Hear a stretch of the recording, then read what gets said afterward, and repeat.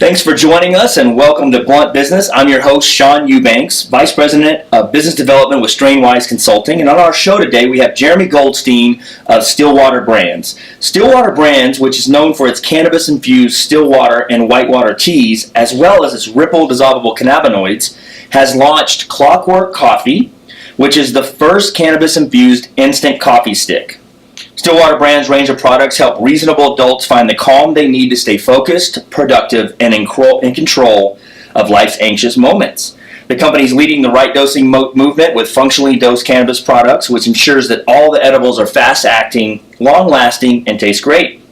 Jeremy is the COO and co-founder. Prior to starting Stillwater Brands, his career spanned marketing, sales, operations, and finance at well-known U.S. companies like AIG and Deloitte, as well as a successful hedge fund and an internet startup. He wanted to follow up with some of his experience there with those brands, and then now we have Stillwater Brands. So, Jeremy, welcome so much to the show. Thank you so much. Great to be here. Yeah. So, Jeremy, how did you get started in the cannabis business? What brought you here? Yeah, interesting story. Watching it from afar, I was living in New York. Was incredibly excited about the opportunities that were showing up in this space, and I got together with my co-founder Justin Singer, and Justin had an interesting experience with his grandmother who was suffering from pain and had asked Justin to get an edible for her because she didn't want to smoke, and the only thing that he could find was a 100 milligram brownie. So he cut it up into 20 different pieces, sent it to her, and she's diabetic. It ended up in her freezer. Wasn't something that she could do, and we said, hey, there's kind of an opportunity here in the edible space to create products that work into people's lifestyles that are healthy and that are at the right dose. Yeah, one of the things that's impressive, and I think we'll get into this a little later, is some of the healthier aspects of the product and the need for it. You guys are the very first one to come up with coffee sticks. What made you see a need in the market, and what put you in that direction? Sure. After we had launched our teas, and through launching our teas, we had created our Ripple dissolvable THC. We had a lot of people who came to us and said, hey, I love the form factor of your teas. I like how portable they are, but I'm not a tea drinker. I'm a coffee drinker, and I know that you have Ripple, so I can put it in my own coffee, but I want the opportunity for a complete product, something that I can take with me to work, something that I can take camping. So rather than having to bring two items, your Ripple and coffee, now we've got one. I think the inspiration was really looking around and seeing how many people, especially outdoor enthusiasts, who were buying the Starbucks Via sticks, and were taking those with them and then adding Ripple to it. Excellent. And so, what type of feedback have you gotten since you rolled out the coffee sticks? Yeah, so far the feedback's been great. I mean, the big thing that we tried to do, like we try to do with all our products, is make them great tasting. So instant coffee has a little bit of a rap. It's not the highest quality, but what we sought to do was get the greatest tasting instant coffee that we could find. So we went through something like 30 blind samples as a company and with friends and family to sort of find something that we thought gave a great coffee experience. In addition, it has the same benefits because it's powered by Ripple, like our other products, of that fast-acting, smooth onset. So because we have this water-soluble THC, people feel the effects sooner, whether they're getting some of it sublingually, some of it in the digestive tract, and then ultimately the liver. And so people love that because they know what they're going to get, and it's consistent every time. And for what type of extraction process are you using for this particular product? So we use distillates for all of our products. And actually, as a company, we don't do our own extractions. We think of ourselves as a food company, and we look at our marijuana oil as an ingredient, as a functional ingredient. So what we decided early on is that we wanted to work with the best players in the business, and work on our custom spec. Taste is incredibly important to us, which is one of the reasons why we went with distillate. The other was we wanted a consistent experience. There's a lot of controversy around the indica sativa differentiation, especially when you're talking about edibles, because once you're doing an extraction, you're ripping out so many terpenes to begin with. But in addition, you're not working from the same feedstock every time. So there is the potential to have different experiences, and everything that we care about, the comfort, the control, and the taste, we're best served by working with distillates. Well, and one of the impressive things about you, I love talking to Colorado companies because everything's so mature here and things are going well. If you look at your website, I mean, you've got green apple iced tea, recovery smoothies, you got Mexican street corn salsa, chocolate chip cookies. I mean, all these, it looks like an incredibly mature market, and I know there's heavy competition here in Colorado. But for people that might be hearing your name, Stillwater Brands, for the first time, I mean, your website is exceptional. Just the product mix and the availability for people to control their dosage and what they're putting in and add it in and all these recipes. I mean, it's really, really impressive. Thank you, Sean. Really appreciate that. We're definitely through the website and through other initiatives trying to reach people who maybe didn't realize there were products in the cannabis market for them. Obviously, I started with the story about Justin's grandmother. Mm-hmm. It's not just for grandmothers, but it's for all the people out there that might be scared, that might not realize there's a right dose, or might feel that anything in the edible world is unhealthy. So we're trying to solve all those problems, and I hope the website gets that across. Yeah, I think it does. It's impressive. I love the healthcare or the healthy product side of that as well. You've got vegan covered. It seems like you've kept everybody in mind for sure. I think this is a brand I want to keep watching. Jeremy, I think you guys are going to have no problem expanding across the country when Prohibition's over. I think your people are going to be looking at you as a leader in the industry, rightfully so. I hope so. It's definitely our goal. We picked Colorado expressly because it was the most mature market. We wanted to deal with the toughest regulations. We wanted to deal with the toughest competition. And we want to make sure our brand ideas worked here before we took it elsewhere. Yeah, and you got your MBA from UC Berkeley, and so I imagine that you obviously are aware of California. You might have your eye there. Is there any push to expand in the state of California? There certainly is something that we're looking at, and it wouldn't surprise me if that was the next state within the United States that we explored. Okay, and when you got in this industry, Jeremy, discuss with me how Stillwater Brands wanted to differentiate. I mean, what did you see as a problem? I know you were able to look and observe the market. I think as all smart entrepreneurs do, you look at what's happening, how people are consuming now, and then you sort of develop your product set there. But what was the one thing that you said, hey, look, I want Stillwater Brands to be different in this way than everything else I see out here on the market currently? Sure. I guess overall we want it to be a functional food company as opposed to a marijuana company. The premise behind that being that, we believe if the marijuana plant was discovered today without any of the stigma from the last 50 years, that it would be hailed as a wonderful food additive. And so to go along with that, we wanted to make sure that we were talking about dosing that wasn't necessarily for getting high, but was more about for daily living, for making yourself feel a little bit better. Yeah, excellent. I think that's the future of the industry. I think there's going to be that where they're specifically controlling how much THC they consume. Certainly driving that daily usage, that micro dosing. I think you're ahead of the curve there. I also think there's going to be room, especially on the distillate side, for the healthy not high movement, where just enough of concentrated CBD is enough to relieve anxiety and help and mimic a lot of the effects that people are getting from regular teas and just regular products that are out there. Agreed. We're definitely interested as well in other cannabinoids that haven't been isolated as widely, whether that be CBN, CBG. We think of ourselves as a functional food company that uses cannabinoids in our products. Wonderful. I applaud you guys for that. So you have a commercial kitchen set up. You're set up like a food company, but obviously you buy your trim, you buy your cannabis product and have it shipped in. Are you regulated like a regular marijuana company, or are you been able to work around a couple of things? Oh, no, we're certainly regulated like every other marijuana company in Colorado. We're a licensed MIP. That means that everything we do has to be tested.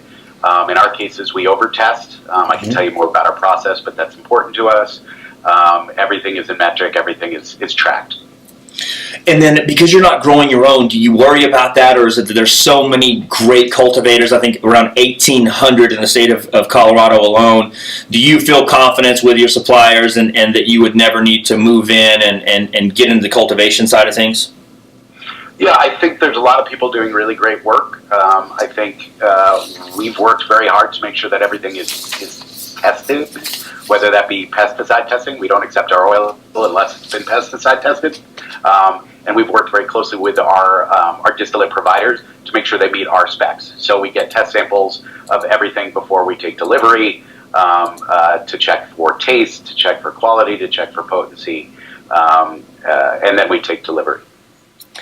Well, we need to take a quick break. When we come back, we'll be rejoined by Jeremy Goldstein of Stillwater Brands. During the break, check out their website, stillwater.life. There's a lot of excellent recipes on there. We'll be right back. All right, Jeremy, great job. I'm going to kind of follow through our line of questioning. Anything specific that you definitely want to mention in this next segment?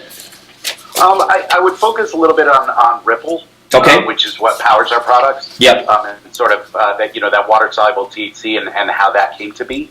Absolutely.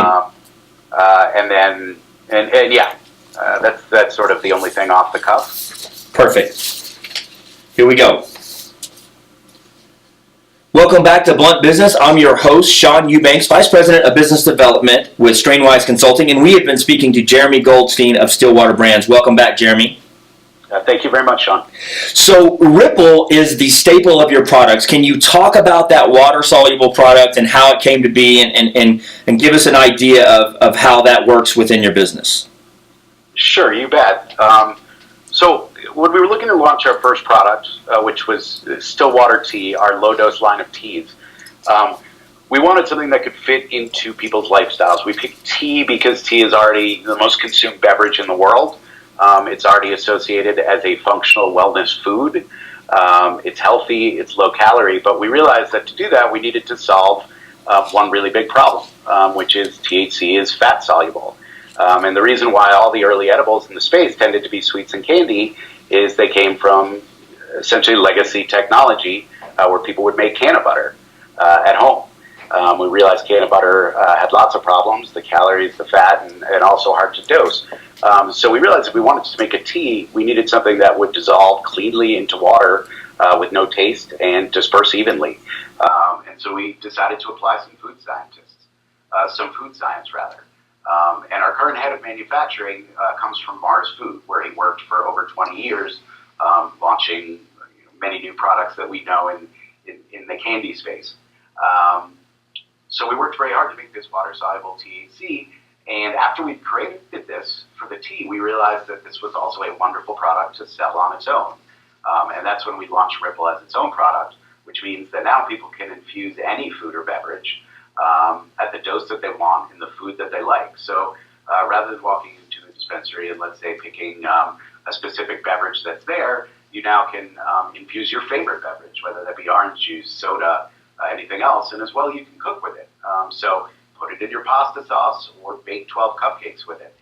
In addition to the fact that it's fast acting, and in addition to the fact that it's great tasting, you also have the benefit of knowing exactly how much you're putting in. Canna butter is notoriously hard to dose. So you take one Ripple packet, that's exactly either 5 milligrams CBD, 5 milligrams THC, or a different packet is 10 milligrams. And you know exactly how much is going in your dish. Yeah, I mean, and Jeremy, for what it's worth, I know you guys are professional and you're an outstanding company, but I was just in California a couple of months ago and moderating a panel, and there was a gentleman on there that had a 1,000 milligram brownie, and the questions from the audience, very smart. These conferences are getting sharper and sharper, and the people that are attracted to this market are impressing me every single day.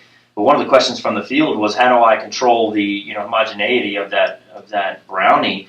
And the guy that invented the brownie, he was really short and sort of dismissive of the person. And I thought, wow, that's a big miss, because companies like Stillwater Brand, you're going right to that pain point. You don't always have a focus group like that where they're going to ask you questions about why do you call a 1,000 milligram brownie medicine when I don't know what a bite's going to do to me and things like that. And so I think the timing is incredible for you. And a lot of companies in Colorado, I believe, just my opinion, your guys are way ahead of the game, and people are gonna when you go across the country and people find out about Stillwater, I think you're going to lead the industry pretty quickly because you solved this issue of people controlling their doses. But obviously, you've opened up to the market, which is female, head of the household sort of consumers. The face of cannabis is not what people used to think that it is. So, I think the timing is perfect on that. One of the other things, Jeremy, I think you've done really well is you alluded to Keith Wolfel, who is who's the head of your research and development. I mean, to bring in somebody from Mars Incorporated, not the planet, right, is very, very smart because you're doing that. If you're going to have a real company, bring in those experts. And a guy like Keith brings you 20 years of product development for a company that's well known and has done some large scale launches. So I applaud you for that. And as you know, I mean, it takes a village. There's a team behind you as well. For sure, we are specifically with Keith. We're incredibly lucky to have him. Justin and I's philosophy is always bring in people who are smarter than us, know more than us. But one of the key things for us was to look outside the marijuana industry for some of our hires. Obviously, this is a specialized industry, but ultimately, it's going to mirror a lot of industries that are out there, whether that be, in our case, food, consumer products.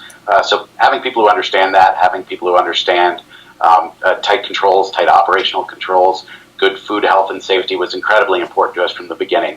And even before Keith joined us, we worked with consulting firms to make sure that we were setting up our facility in a way that didn't just meet marijuana requirements, but met food safety requirements.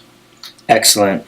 Jeremy, do you have any advice for anyone listening? I think you can't replace your holistic background, your experience with AIG and Deloitte. Very few get to do that with either one of those companies that have a part of that. Deloitte in itself is just a wealth of information and tremendous experience. You get your MBA from Berkeley.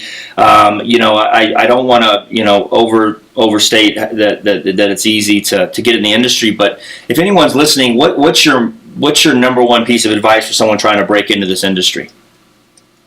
Yeah, I guess it depends on what end you're trying to break in. But if you're looking at food manufacturing or product manufacturing, ultimately there was a lot of low-hanging fruit early on in this industry, and just like most industries, it's going to mature, and that's already started. So product differentiation, understanding who you are, understanding what you're trying to make, and why that's different, and having a real clear message. Obviously, it's important to take a look at the market as it currently stands. Where are there opportunities? What can you do better? What can you do differently? But it doesn't matter how mature a market gets. There are new companies that come up all the time that do things better or different than before. But having confidence that you're not just a me too is important.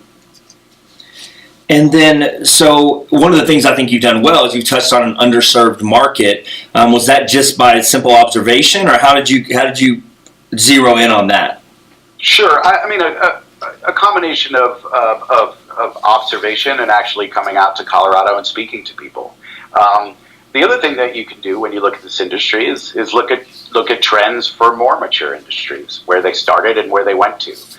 You can look at liquor and the sort of product differentiation that's happened there, going from simple spirits to really high-end brands with stories behind them. You can look at the food world and look at what's happened with functional food, and you walk into any of your gas stations or your bodegas, and you've got 24 different vitamin type or enhanced waters or juices.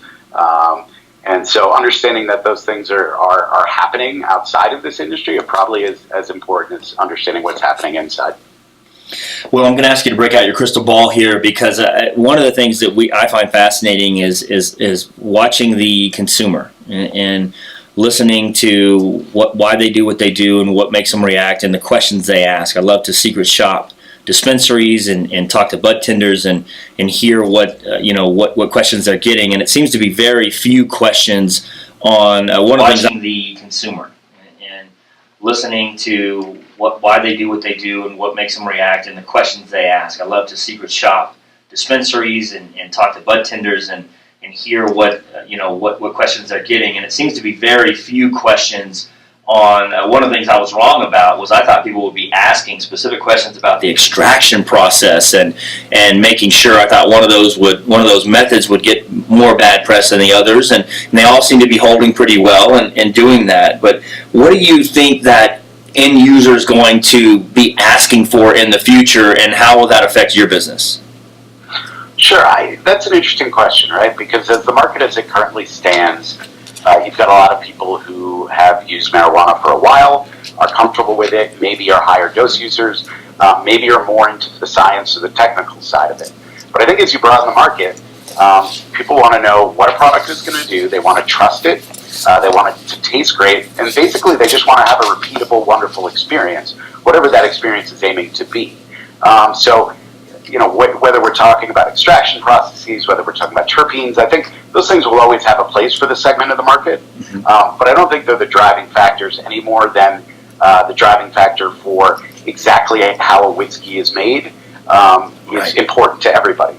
What's important is that it tastes good. So I think taste, function, trust, those are the type of things that consumers are going to want to know. How is this going to make me feel? Can I trust them? What makes them different? Those are the big questions. Yep, I totally agree with you there. I think also there will be a level of trust established if it's not already there with the everyday consumer. But yeah, I think as you don't look at a bottle of wine when you go into a store. I mean, there's certain price points and different things that you've learned to expect. But yeah, you're not gonna get involved with that too much. With you just that comes with just trusting the end product. Do you see people talking about or maybe asking questions about how long was this cured in the way that alcohol can be aged? Do you see any parallels there? Nothing directly. I mean, as you mentioned, we do get questions about all of our distillates are CO2 extracted. There are questions about our process. I think what people are most interested with us is how do you make water-soluble THC? What is that? It's a new category. It's not that complicated. I mean, we're emulsifying. Let me take that back. It's very complicated to do well, but the principle behind it is that you're taking something that isn't water-soluble, that does not like water, which is oil, and you're wrapping it in food-grade emulsifiers that do. So we definitely get questions about our process, and we are always happy to share that. But once again, I think the people that, at least the people that we're excited about that we're reaching, whether it be, our mothers, our friends, their friends, people who haven't tried marijuana ever or in a long time, they did it back in the 60s when it wasn't as strong. What they're most excited about is that they've got a product that they feel they can trust at the right dose that has a fast onset and tastes great. Absolutely. Do you get questions about people asking, do I need to shake this up? What happens? How long can it sit on my shelf?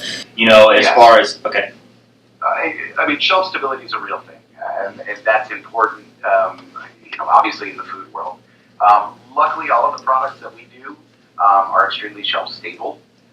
That helps us from a manufacturing standpoint, from just-in-time manufacturing not being quite as important, to the fact that our dispensary partners and then ultimately our customers can feel good about what they're carrying on their shelves. We need to take a quick break. When we come back, we'll be rejoined by Jeremy Goldstein of Stillwater Brands. If you have time during the break, check out stillwater.life and look at their Ripple Dissolvable THC. We'll be right back. All right, Jeremy, last segment. Anything specifically you want to cover for sure? I'm not sure. How was that last segment? Okay. It was great. No, it was really, really good, man. I think the product itself is impressive, and I think getting peeking behind the curtains on it, I think it's really, really, it's good, man. You're good. Good stuff. Thank you. Yeah, I'm at a loss for what we should talk about next. Maybe underserved markets. Yep. Who we see, things like that. You want to get into any philosophical endeavors that you have going on or anything like that? I wish I could tell you there was one at this particular moment, but all I would say is that one target that we really would like to reach are the elderly. Okay. Yeah. Perfect. Let's get into it. 5 minutes left, folks. All right. Welcome back to Blunt Business. I'm your host, Sean Eubanks of Strainwise Consulting. We've been talking to Jeremy Goldstein of Stillwater Brands. Welcome back, Jeremy. Thank you very much, Sean. Yeah, so it's been a great conversation. So much to learn here about Stillwater Brands and what you're doing. Congratulations on your success so far.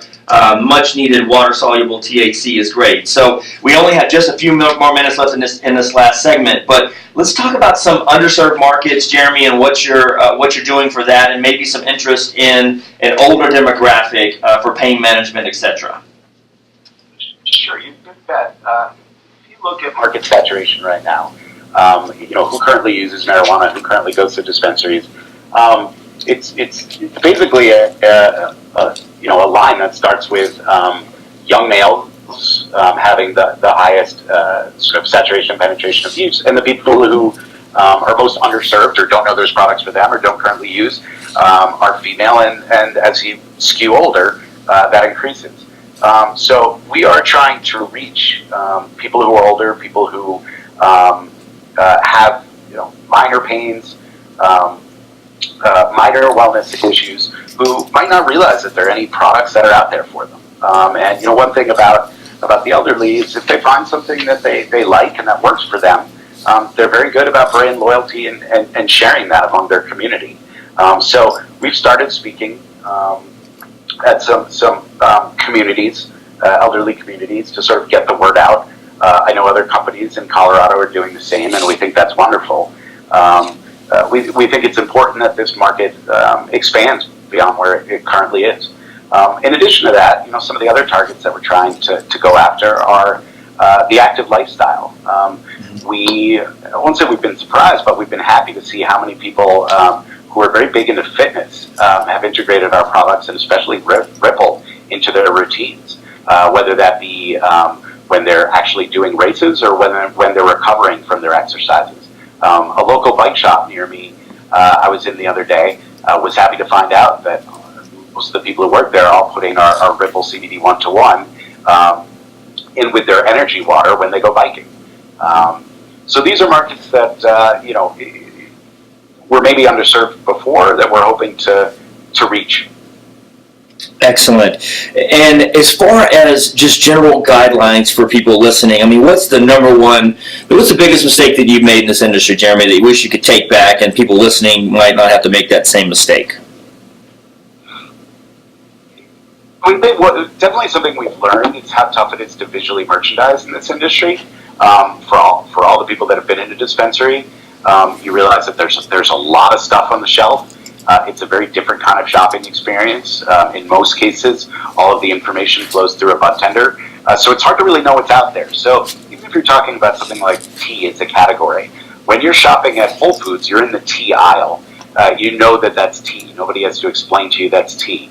But when you're in a dispensary, you've got a bunch of colored items out there in front of you. So as far as how to talk to the customer in those settings, we've gone to using more photographs, more pictures to try to reach them. In addition, I think we've learned how important the budtenders are to everybody's shopping experience, and how important it is to train them so that they feel informed and excited about your product. And most importantly, giving them examples of who it's for and how it can be used, because even though a particular product might not be the best for them, it may be the best for their friend, or it may be the best for the woman that walks into the store that day. Yeah, you have an outstanding story here on Stillwater.life, your website, of how it all started. And so that's just a tremendous, great story there with your grandmother and all that. So, but let me ask you this question. You guys you're in, 170 plus dispensaries or something along those lines in Colorado. How did you achieve that, Jeremy, so quickly and get people to stock your product and then obviously have so much success so quickly? Well, thank you. Yeah, I mean, that's been a big challenge, and it comes down to a really great sales team. But I would say most importantly, having products that are differentiated. I think it's hard to walk in on day one, especially before you're an established company, without something that is fundamentally different than what's on the shelves. It's very hard to come in as a B2 product. Now, maybe once you've established a brand, if you were to come out with a product that is already in a popular category, people are going to take you more seriously. But at the beginning, it was, hey, this is really nice packaging, this is a really great tasting product, and I don't have anything like this. So let me give this a shot. Excellent, Jeremy. Well, it's been a pleasure having you on the show. I want to congratulate you and your team and Keith and everyone for all of your success here in Colorado, and I wish you nothing but the best in the future. Thanks, Sean. It was really great to be here. And thank you all for joining us in this edition of Blunt Business. You can download episodes of our program by going to cannabisradio.com, bluntbusinessradio.com, or subscribing to our show on iTunes, Stitcher, and now iHeartRadio. Have an outstanding rest of your week, everyone, and we'll see you next week.